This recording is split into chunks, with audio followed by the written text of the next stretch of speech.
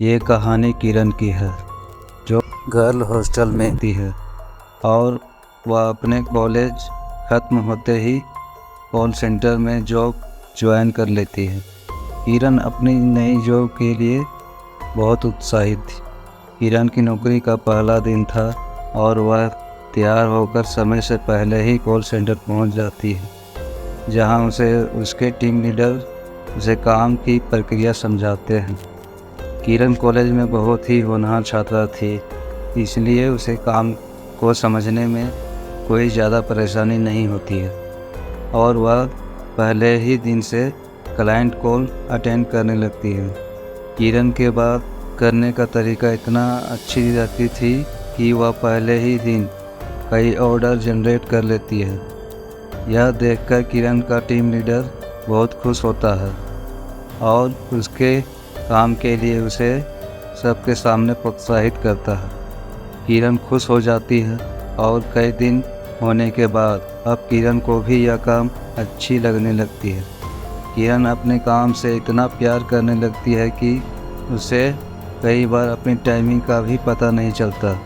कई दिन ऐसे ही चलते रहते हैं। एक दिन किरण का टीम लीडर उसे नाइट शिफ्ट करने के लिए कहता है, लेकिन किरण रात में काम करने को पहले तो मना कर देती है। दरअसल कॉल सेंटर की रात को काम करने वाले स्टाफ में कमी आ जाती है, जिसकी वजह से किरण को अप्रोच किया जाता है, मगर काम की मजबूरी के चलते किरण हाँ कर देती है और अगली रात 8 बजे से किरण कॉल सेंटर पहुंच जाती है।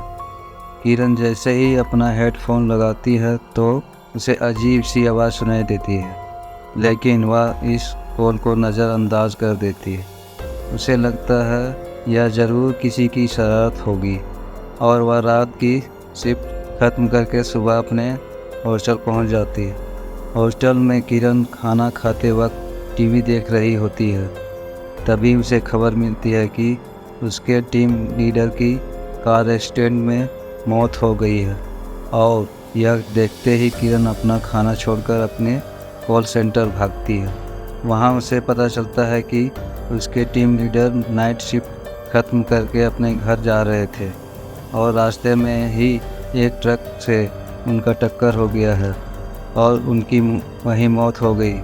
लेकिन किरण इसलिए ज़्यादा परेशान थी क्योंकि रात को जो कॉल आया था उसमें यही मैसेज कि सुबह तुम्हारे टीम लीडर की कार एक्सीडेंट से मृत्यु हो जाएगी, और वह कॉल हकीकत में बदल चुका था, जिससे किरण बहुत परेशान थी। वह सभी को यह बताना चाहती थी लेकिन उसे अच्छे से पता है कि कोई उसकी बात का यकीन नहीं करेगा। किरण पता करना चाहती है कि वह कॉल किसने किया था, इसलिए वह अपने एडमिनिस्ट्रेशन में जाकर कॉल डिटेल पता करती है। लेकिन जिस समय नेहा को कॉल आया था उस समय का कोई भी रिकॉर्ड मौजूद नहीं होता है। इसका मतलब उस समय किसी क्लाइंट का कॉल किरण को नहीं आया था। किरण को इस बात पर यकीन ही नहीं कर पा रही थी कि उस कॉल की वजह से ही उसके टीम लीडर की मौत हुई है और वह परेशान होकर अपने हॉस्टल वापस लौट जाती है। सारा दिन परेशान रहने के बाद वह अपनी नाइट शिफ्ट के लिए तैयार होती है और कॉल सेंटर पहुंच जाती है। यहाँ उसके सहकर्मी पहले से ही काम कर रहे होते हैं और टीम लीडर के स्थान पर एक नए टीम लीडर को नियुक्त किया जाता है। किरण जाते ही नए टीम लीडर से परिचय करती है और उसके बाद क्लाइंट कॉल अटेंड करने में लग जाती है। देखते ही देखते रात 12 बज जाते हैं और फिर उसे उसी तरह का एक और कॉल आता है और उसमें बताया जाता है कि आज रात 2 बजे कॉल सेंटर के सर्वर रूम में आग लग जाएगी, जिससे कॉल सेंटर का सारा क्लाइंट डाटा बर्बाद हो जाएगा और इससे कंपनी को बहुत नुकसान होगा। लेकिन किरण इस बार इस बात को हल्के में नहीं लेती है और अपने नए टीम लीडर से जाकर सारी बात बता देती है और वह भी किरण की बात पर भरोसा करते हुए सर्वर रूम का परीक्षण करता है। लेकिन वहाँ किसी तरीके की तकनीकी खराबी नहीं होती है और वह किरण से कहता है, यहाँ सब ठीक है, दुर्घटना होने का तो सवाल ही पैदा नहीं होता। ज़रूर तुम्हें फर्जी कॉल आया होगा, तुम अपने काम में लग जाओ, इन सब बातों पर ध्यान मत दो। कॉल सेंटर में स्पैम कॉल आम बात है और किरण वापस कॉल अटेंड करने में लग जाती है। कुछ समय बाद जैसे ही 2 बजते हैं, सर्वर रूम में एक छोटा सा धमाका होता है और काम कर रहे सभी लोग भागते हुए वहां पहुंचते हैं और देखते ही देखते सारे कमरे में आग लग जाती है। टीम लीडर सभी से आग बुझाने को कहता है, तभी वहां रखे हुए पानी के कंटेनर से सभी आग बुझाने में कामयाब हो जाते हैं, लेकिन सर्वर रूम जलकर खाक हो चुका था और अब वहां कोई बैकअप नहीं किया जा सकता। मतलब जो कॉल आया था वह पूरी तरह सच साबित हो चुका था और यह बात केवल किरण और उसका टीम लीडर ही जानते थे। किरण का टीम लीडर उससे अपने चैम्बर में बुलाता है और किरण से पूछता है, तुम्हें ऐसे कॉल कब से आ रहे हैं? किरण कहती है, जिस दिन से मेरे काम की शिफ्ट चेंज हुई है उसी रात 12 बजे पहला कॉल आया था, लेकिन मैंने उसे ज़्यादा महत्व नहीं दिया था और जब उस कॉल में बताई गई बात सच हो गई तो मैं दूसरी कॉल आते ही आपके पास आई और यह घटना भी सच हो गई।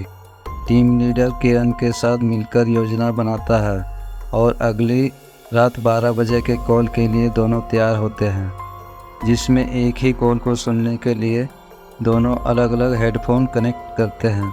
तभी 12 बजते ही कॉल आता है और किरण उस कॉल को रिसीव करती है और साथ ही अपने टीम लीडर को भी इशारा करती है ताकि वह भी कॉल में बताई जा रही बातें सुन सके। हेडफोन लगा लेते हैं। किरण की हेडफोन में आवाज़ आती है कि आज कॉल सेंटर के चौकीदार की मौत करंट लगने से होगी और तभी किरण डर से हेडफोन निकाल देती है और टीम लीडर के चैम्बर में भागते हुए जाती है और कहती है, सर सुना आपने, आज हमारे कॉल सेंटर के चौकीदार की मौत होने वाली है।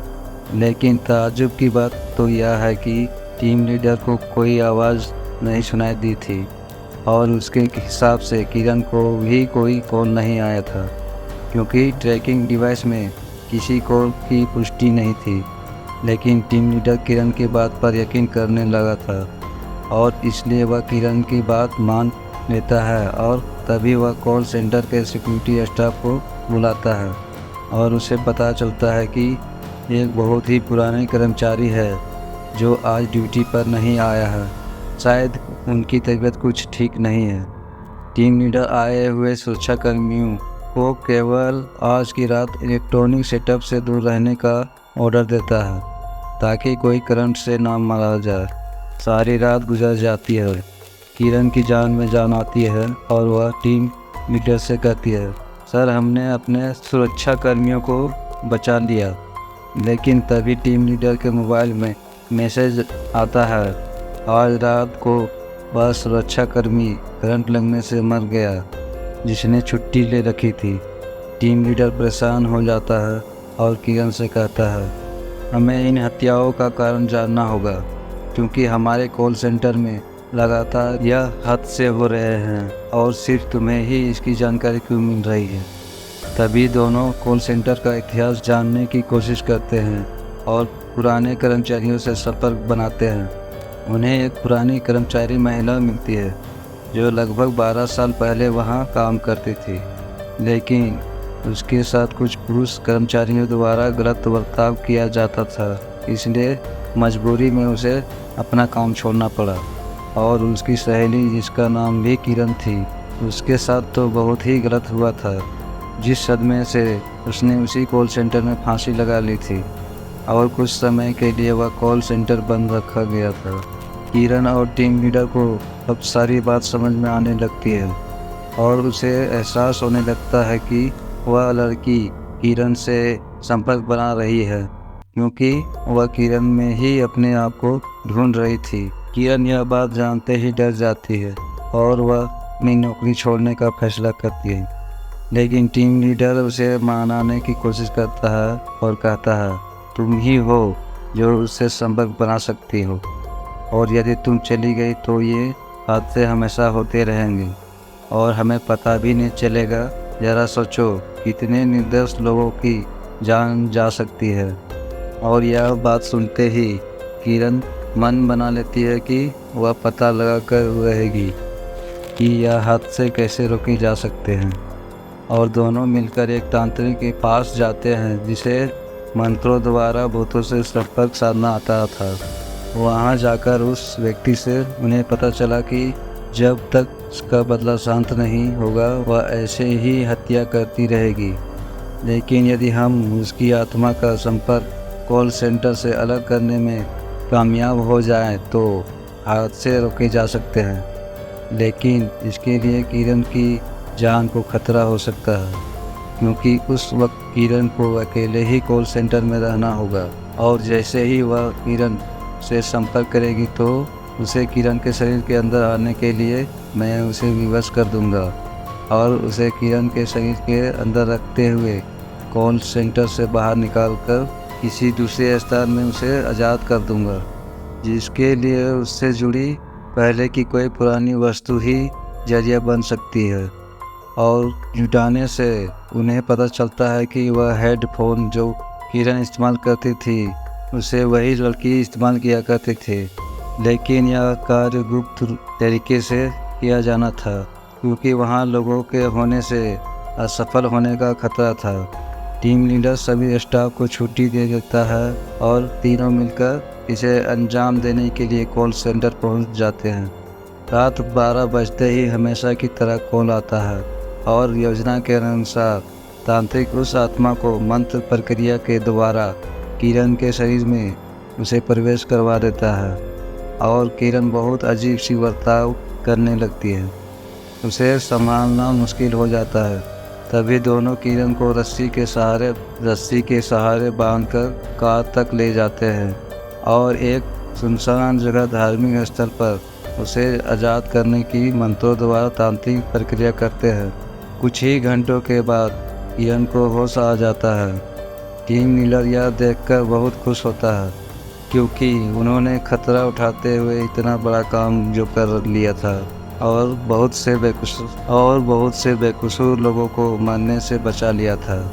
इस हादसे ने किरण को झकझोर के रख दिया था, इसलिए वह अपनी नौकरी छोड़ देती है और अपने गांव वापस चली जाती है।